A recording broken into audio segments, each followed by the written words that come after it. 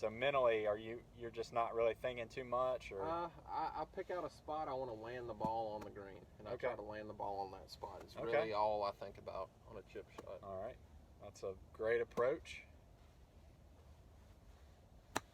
All right, very nice. Okay, so what I'm seeing just as far as a fundamental thing is a couple of things. First off, your grip, your right hand is a little under the club, so that's causing a lot of opening and closing for the most part. So what we want to develop is for your grip to be neutral and controlling the club face to where you can just move back and move forward over the ball, and this club face is staying very stable. So when you get it real under like this, you can see a lot of opening and closing just kind of naturally coming through, how it's really closing with a shut face. So you can get away with it, and you'll have days where you chip pretty well when you time everything up. But if we get this right hand more, and then see how much more stable it is, the face isn't necessarily closing so much, so we can just rotate around and rotate through and just let this naturally release so you're not opening and closing so much. Yeah. Okay, so let's do that and just kind of get comfortable with that grip, and we'll move on to another thing that I kind of see.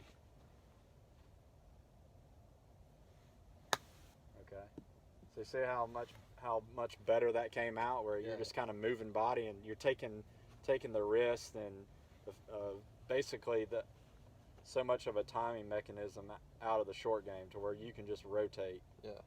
So get that right hand a little more. There you go. It's gonna, and you can pinch it too, it'll help you feel it a little bit better. So now you're just rotating back and forward. All right, that's all right. So we want this club basically to feel very shallow and almost brushing the ground. Okay, so you're not gonna have a very down impact at it. Yeah. All right, very nice. So you're just clipping those. Awesome. That's very good. Okay. And to help you move your body a little bit better on these chips, you can get your feet a little closer together. There you go.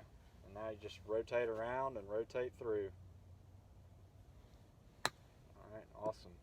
That's perfect right there. Okay. So let's try this. I know you said that you use your 60-degree anywhere and everywhere, which is basically that's a harder club to hit. Okay. So if any chance we can get to where we can get the ball rolling is what we want to do. It takes a lot of air out of the swing, okay? So obviously there's many situations where you do have to use this 60, and you need a new grip on it too. It's quite worn down, okay?